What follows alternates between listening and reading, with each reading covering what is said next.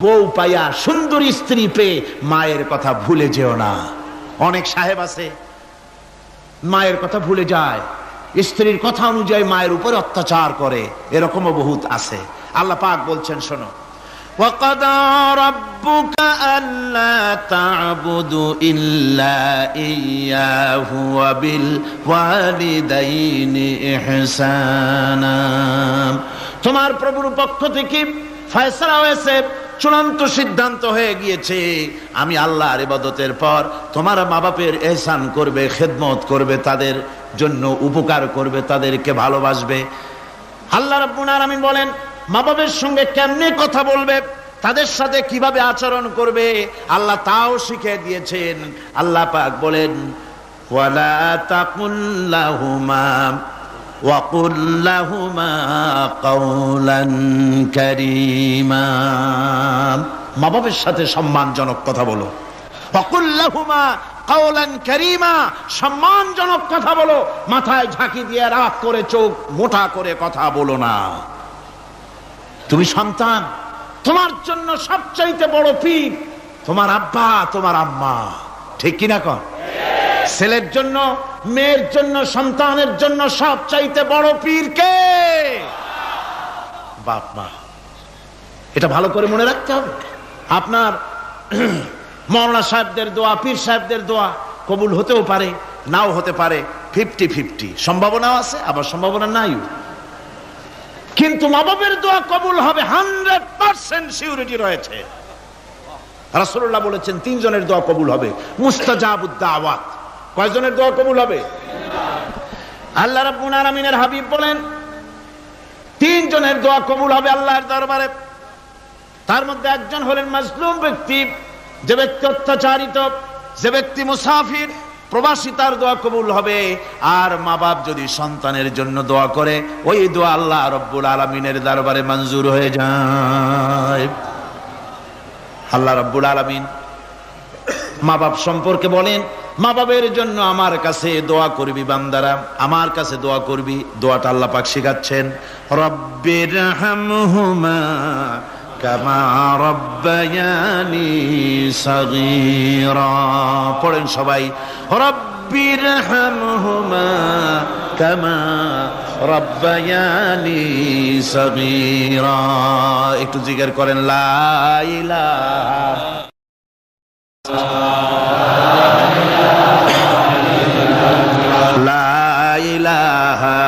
ইল্লাল্লাহ, লা ইলাহা ইল্লাল্লাহ, লা ইলাহা ইল্লাল্লাহ, লা ইলাহা ইল্লাল্লাহু মুহাম্মাদুর রাসূলুল্লাহ। আমার ভাইরা, আল্লাহ পাক শিখাচ্ছেন, বান্দা তোর মা বাপের জন্য আমার কাছে দোয়া কর। আয় আল্লাহ, আয় রব, আয় আমার প্রভু, আমার মা বাপ যেমন ছোটবেলায় আমাকে স্নেহের কোলে লালন পালন করেছে, আয় আমার আল্লাহ তুমি আমার মা বাপকে তোমার রহমতের কোলে লালন পালন করো। আল্লাহ শিখাই দিয়েছেন। আমার ভাইরা, প্রত্যেক নামাজের পরে এই দোয়াটা ভুলে যাবেন না। ভুলে যাবেন? ভুলে যাবেন? আমার ভাইরা, আমার বোনেরা, সবাই প্রত্যেক নামাজের পরে পড়বেন, রব্বিরহামহুমা কামা রব্বায়ানি সাগীরা। এই দোয়া করতে কেউ ভুলে যাবেন না। আল্লাহ রাব্বুল আলামিন বলে, বান্দারে ওয়া ওয়াসাইনাল ইনসানা বিওয়ালিদাইহি ইহসানা হামালাতুহু উম্মুহু কুরহা ওয়া ওয়াদাতুহু কুরহা। আল্লাহ পাক বলেন, আমি পৃথিবীর সমস্ত মানব মণ্ডলীকে উপদেশ দিয়েছি, মা বাপকে সম্মান করো, শ্রদ্ধা করো, তাদের উপকার করো। তার কারণ হলো তোমার মা তোমাকে গর্ভে ধারণ করেছে অত্যন্ত কষ্টের সাথে। আল্লাহ বলতেছেন, মা তোমাকে গর্ভ ধারণ করেছে অত্যন্ত কষ্টের সাথে, এরপরে তোমাকে ডেলিভারি করেছেন অত্যন্ত কষ্টের সাথে, তোমাকে ডেলিভারি করেছেন। গভীর রাত্রে মানুষ সব ঘুমায় যায়, গর্ভবতী মা ঘুমাতে পারে না, সন্তান পেটের ভিতরে, হাঁটু দিয়া গুতা মেরেছে, পা দিয়া লাথি মেরেছে। মা চরম শীতের রাত্রে, প্রচন্ড শীতের রাতে গায়ের লেপটা সরায় দিয়া মা একবার দাঁড়ায়, আর একবার বসে, একবার দেওয়ালের সাথে হেলান দিয়া দাঁড়ায়। কষ্ট করে রাতটারে কাটায় দেয়। আবার সারাদিন সংসারের জন্য কাজ করেছেন, রান্না বান্না করেছেন মা, সকলকে খাওয়াইয়া মা শেষের দিকে খেতে গেছেন। যখন নিজে খেতে গেলেন, খাবারের ক্ষুধাত নিয়ে পেট ক্ষুধা নিয়ে খেতে বসেছেন, পেটের ভিতরে সন্তান লাথি মেরেছে, পেটের মধ্যে ঘুষা মেরেছে, হাঁটু দিয়া গুতা মেরেছে, ভরা পেটে পেটের ভিতরে সন্তান গুতা মারলো হাঁটু দিয়া, মাথা দিয়া। মা ক্ষুধা রয়েছে, পেটে খেতে পারলেন না, বেদনা শুরু হয়েছে। খাবারের থালাটা ঠেলে দিয়ে মা দাঁড়ালেন, বসলেন, চোখের পানি ফেললেন। এভাবে করে মা একটা দুইটা দিন নয়, 10টি মাস পর্যন্ত সন্তানটাকে পেটের মধ্যে নিয়ে, একটা জীবিত মানুষ আর একটা জীবিত সন্তান পেটের মধ্যে নিয়ে নড়াচড়া করছেন, চলাফেরা করছেন। কিতাবের মধ্যে এসেছে রাতের বেলায় মা যে ঘুমাতে পারেন না সন্তানের নড়াচড়ার কারণে। রাতভর ইবাদত করলে যত সওয়াব পাওয়া যেত, আল্লাহ ওই সওয়াব মায়ের আমলনামায় লিখে দেন। সন্তান পেটে থাকার কারণে খেতে পারে না, পেট ভরে ক্ষুধায় কষ্ট পায় মা। এই জন্যে 10 মাস ধরে রোজা রাখলে যে সওয়াব হতো, আল্লাহ রাব্বুল আলামিন মায়ের আমলনামায় রোজার সওয়াব লিখে দেন। 10 মাস পুরে গেল, সন্তান ডেলিভারির সময়ে চলে এলো। মায়ের মন বিমর্ষ, সন্তান ডেলিভারি হবে, না জানি মরে যাই নাকি, না জানি অপারেশন লাগে নাকি, কি অবস্থা হবে। মা খেতে পারে না, মুখটা শুকায়া যায়। ডেলিভারির সময় যখন আসে, মা বাবার কাছ থেকে বিদায় নিয়ে যায়, স্বামীকে একান্তে গোপনে ডেকে নিয়ে বলে, প্রাণের স্বামী, দীর্ঘদিন একসঙ্গে ঘর কন্যা করেছি, অপরাধ হয়ে যেতে পারে, আমারে মাফ করে দিও। আমার মনে হয় এবার আমি আর বাঁচবো না। সংসার থাকলো, চাবি থাকলো, সব বুঝে নাও, আমারে মাফ করে দিও। মা চলে গেল সতিকা গৃহে, ক্লিনিকে চলে গেল, অপারেশন থিয়েটারে চলে গেল, অথবা ডেলিভারির জায়গায় চলে গেল। ডেলিভারি পেইন শুরু হয়ে গেল, বেদনা শুরু হয়ে গেল। এক একটা বেদনা যেন মায়ের এক একটা মৃত্যু যন্ত্রণা শুরু হয়ে যায়। এমন যন্ত্রণা, প্রসব বেদনা দুনিয়ার ভুক্তভোগী মা ছাড়া আর কেউ জানে না। এই চরম বেদনার ভেতর দিয়ে, চরম কষ্টের ভিতরে মা যখন একটা বাচ্চা প্রসব করলো, জিহাদের ময়দানের মতো মা রক্তাক্ত হয়ে গেলেন, সন্তান দুনিয়ায় এলো। মা তখন অস্থির থাকেন। এত বড় বিরাট কষ্টের ভিতরে আল্লাহ রাব্বুল আলামিন বলেন, সন্তান যখন ডেলিভারি হয়ে গেল, মায়ের মনের ভিতরে আমি তখন এই ফিলিংস, এই টেন্ডেন্সি জাগ্রত করে দিই, দেখ কি হয়েছে। মা তখন দেখতে চায় কি হয়েছে। মায়ের সামনে যখন এত কষ্টের, হৃদয় রিংড়ানো, কলিজার 32টি নাড়ি ছেঁড়া যন্ত্রণার সন্তান যখন মায়ের চোখের সামনে আসে, আল্লাহ পাক বলেন, মা যখন তার ছেলের মুখের দিকে তাকায়, মেয়ের মুখের দিকে তাকায়, আল্লাহ বলেন 10 মাসের পেটে ধরা কষ্ট আর ডেলিভারির সব কষ্ট মায়ের মন থেকে মুছে ফেলে দেই। আল্লাহ রাব্বুল আলামিন বলেন, খবরদার দুনিয়ার মানুষ, এমন মায়ের সাথে নাফরমানি করবি না, এ মায়ের সাথে নাফরমানি করবি না, মাকে সম্মান করবি, মার কাছে দোয়া চাবি। দুনিয়ায় যদি সম্মান চাও, রিজেক্ট চাও, মায়ের পায়ে ধরে কাঁদো। মায়ের জাতি অনেক সম্মান তার। রাসূল করিম সাল্লাল্লাহু আলাইহি ওয়াসাল্লামকে প্রশ্ন করা হয়েছে, হুজুর খেদমত করব কার? হুজুর কয় মায়ের। তারপরে কার? হুজুর কয় মায়ের। তারপরে কার? হুজুর বলেন মায়ের। তারপরে কার? তোমার পিতার। 3 গুণ। তোর মায়ের মর্যাদা 3 গুণ বেশি, তোর বাপের চাইতে মর্যাদা বেশি। সুবহানাল্লাহ পড়ে। আর আজকে ইসলামের শত্রুরা তারা বলে যে ইসলাম নারীর অধিকার আদায় করে নাই। নারীর অধিকার ইসলাম দেয় নাই তো কে দিয়েছে? আমার বন্ধুগণ, বিশ্বনবী জনাব মুহাম্মদ রাসূলুল্লাহ সাল্লাল্লাহু আলাইহি ওয়াসাল্লাম মসজিদে নববীর ভিতরে বসে আছেন। এক বৃদ্ধা মহিলা মসজিদের মধ্যে প্রবেশ করলেন। হুজুর বৃদ্ধাকে দেখে দাঁড়ায় গেলেন, বিশ্বনবী বুড়ি মেয়ে লোককে দেখে দাঁড়ায় গেলেন। আল্লাহর নবী বুড়িকে দেখে দাঁড়ালেন। বুড়ি যখন কাছে এলেন, আল্লাহর নবী নিজের গায়ের চাদর বুড়ির জন্য বিছায়া দিলেন। বুড়ি বসলেন। এরপরে কথাবার্তা সারার পর বুড়ি যখন বিদায় হবেন, হুজুর আবার দাঁড়ালেন। বুড়ি মহিলা চলে গেলেন। সাহাবায়ে কেরাম বলেন, ইয়া রাসূলুল্লাহ, কিছুই বুঝলাম না, একজন বৃদ্ধা মহিলার জন্য বিশ্ব নবী দাঁড়ান আর গায়ের চাদর বিছান, আমরা বড় আশ্চর্য হয়ে গেলাম। নবীজি বলেন, ও আমার সাহাবীরা, তোমরা জানো না এই মহিলাকে চিনতে পারো নাই? আমি আমার মায়ের দুধ আমার জীবনে কিসমতে তেমন হয় নাই, আমি আমার মায়ের দুধ তেমন কিসমতে পাই নাই। যার বুকে দুধ খেয়ে, যার কোলে কাখে চড়ে আমি বড় হয়েছি, আমার সেই দুধ মা, ইনি হযরতে হালিমাতুস সাদিয়া, আমার সেই দুধ মা। রাসূলুল্লাহ নিজে সম্মান দিয়েছেন মায়ের।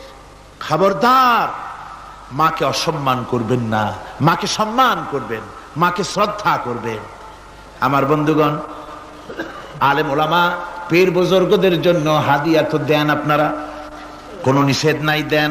হাদিয়া দেওয়াও সুন্নত, নেওয়াও সুন্নত, দিবেন, আমি কোনো নিষেধ করি না। কিন্তু আমি বলতে চাই, পীর বুজুর্গদের কাছে, আলেম ওলামাদের কাছে হাদিয়া দিয়া আল্লাহরে যত না খুশি করতে পারবেন, এই ডালিম বেদানার মৌসুমে বেদানা একটা ভেঙে নিজ হাতে যদি মায়ের মুখে তুলে দেন, আল্লাহর আরশ খুশি হয়ে যাবে, আল্লাহর আরশ আজিম খুশি হয়ে যাবে, আল্লাহ পাক খুশি হয়ে যাবেন। মায়ের খাওয়াও, বাপকে খাওয়াও, তোমার সবচেয়ে বড় পীর তিনি। সুবহানাল্লাহ পড়ে, সুবহানাল্লাহ। মা বাপ যদি একটু দোয়া করে দেয়, তোমার জিন্দেগির কাম শেষ। একটু বদদোয়া করলে জাহান্নামে যাবা। কোন পীর সাহেব বদদোয়া করলে জাহান্নামে যাবে এমন কথা নয়, কোন মাওলানা বদদোয়া করলে দোজখে যাবে এমন কথা নয়। রাসূল বলেছেন, হুমা জান্নাতুকা ওয়া নারুকা, মা বাপ তোমার বেহেশত, মা বাপ তোমার জাহান্নাম। মা বাপ যদি অসন্তুষ্ট হয়, দোজখে যাবি, আর মা বাপ যদি খুশি, আল্লাহর জান্নাতে চলে যাবি। সুবহানাল্লাহ, সুবহানাল্লাহ, সুবহানাল্লাহ। মায়ের পায়ের তলে তোর বেহেশত। আমরা পুরুষ, আমাদের গত বছরও বলেছি, আমরা পুরুষ, আমাদের পায়ের তলে জুতা, আমাদের পায়ের তলে কি? শুধু জুতা। আর আমার মা, আমার মায়ের জাতি যারা এই প্যান্ডেলে বসে আছেন, আমার মায়েরা, বোনেরা, মায়ের জাতি যারা পৃথিবীতে, মায়ের জাতির পায়ের তলে আল্লাহর বেহেশত। সুবহানাল্লাহ। নারীর মর্যাদা ইসলাম দেয় নাই, কে দিয়েছে? আল্লাহ দিয়েছেন, আল্লাহ রাসূল দিয়েছেন। আমার বন্ধুগণ, হযরত বাইজিদ বুস্তামি, ছোট্ট বাচ্চা ছেলে, গভীর রাত্রে মা অসুস্থ, পানির পিপাসায় জেগে উঠেছেন। বাবারে, পিপাসায় শেষ হয়ে গেলাম, পানি দাও। ছেলে ঘরের ভিতরে পানি না পেয়ে বাইরে দৌড়াদৌড়ি করলেন। অনেক দূর থেকে পানি নিয়ে এসে দেখেন মা ঘুমায় গেছেন। পানি নিয়ে দাঁড়ানো, পৌষ মাস, মাঘ মাসের শীতের রাত, ফজরের সময় মায়ের ঘুম ভেঙে গেল। তাকিয়ে দেখেন বাইজিদ দাঁড়ানো, হাতে পানি থরথর করে কাঁপছে। জিজ্ঞাসা করে, বাইজিদ তুমি দাঁড়ানো কেন? ছোট্ট বাচ্চা বলে, মা পানি চেয়েছিলে তুমি গভীর রাত্রে, পানি ঘরে ছিল না, অনেক দূর থেকে আনতে হয়েছে। মা বলছে, ঘুমাও নাই কেন গ্লাস থুইয়া? বাচ্চা বলে, ঘুমাই নাই, তুমি যদি আবার পানি চাও, সময় মতো যদি দিতে না পারি, মা তোমার কষ্ট হবে, এই জন্য ফজর পর্যন্ত আমি দাঁড়ায় আছি, কখন তুমি পানি চাও। মা হাতের থেকে পানি নিয়ে পান করলেন। বাইজিদকে বিছানার উপরে আরাম করে কম্বল দিয়ে ঘুম পড়াইয়া দিলেন। হযরত বাইজিদের মা উযু করে ফজরের নামাজ পড়ে সিজদায় চলে গেলেন। চিৎকার মেরে কেঁদে বলেন, আমার রব, আমার আল্লাহ, আমি আমার বাইজিদের মা, আমি মা হয়ে বাইজিদের জন্য দোয়া করি। বাইজিদ আমার জন্য আজকে যা করেছে, আমি মা, আমার কলিজা ঠান্ডা হয়ে গেছে। আয় আল্লাহ, আমি বাইজিদের জন্য দোয়া করি, তুমি তাকে সুলতানুল আরিফিন বানাইয়া দিও। মঞ্জুর হয়ে গেল আল্লাহ পাকের কাছে দোয়া। আমার ভাইরা, আল্লাহ পাক বলছেন, খবরদার, আমার ইবাদতের পরে মা বাপ, আল্লাহর ইবাদতের পরে কারা? মা বাপ। মা বাপকে সম্মান করো, শ্রদ্ধা করো, মোহাব্বত করো, কিসমত খুলে যাবে, কিসমত খুলে যাবে। মা বাপকে সম্মান করো। হযরত আবু হুরায়রা রাদিয়াল্লাহু তাআলা আনহু রাসূলের সামনে এসে কাঁদতেছেন। হুজুর বলছেন, আবু হুরায়রা কাঁদো কেন? কাঁদো কেন? রাতের বেলা কাঁদো কেন? হযরত আবু হুরায়রা বলছেন, হুজুর আমাকে মা মেরেছেন। হুজুর বলছেন, মা মারলো কেন? কোন অপরাধ করেছো? কোন গোস্তাখি করেছো? আবু হুরায়রা বলছেন, না হুজুর, কোন গোস্তাখি করি নাই। তবে মারলো কেন? হযরত আবু হুরায়রা বলছেন, হুজুর আমি আপনার দরবার থেকে ফিরতে রাত হয়ে গিয়েছিল। মা জিজ্ঞেস করলেন, আবু হুরায়রা এত রাত্রে কোথায় ছিলি? বললাম, আমি ছিলাম যে কদম চুমতে পারলে দুনিয়া ধন্য হয়, সেই দরবারে নববীর কদম মোবারক থেকে আসতে আমার দেরি হয়েছে। আমার মা মুশরিকা, আপনার নাম শুনে তার গায়ে আগুন জ্বলে উঠলো, আমাকে ধরে মারা আরম্ভ করলো। বলল, হয় আমার বাড়ি ছাড়বি আর না হয় মুহাম্মদ সাল্লাল্লাহু আলাইহি ওয়াসাল্লামের দরবার ছাড়বি। আমি বললাম, আমার মা, তুমি বুড়ি মানুষ, তোমার গায়ে যত শক্তি আছে সমস্ত শক্তি দিয়ে আমারে পিটাও, আমারে মারো। মারতে মারতে আমাকে বাড়ি থেকে তুমি বের করে দাও।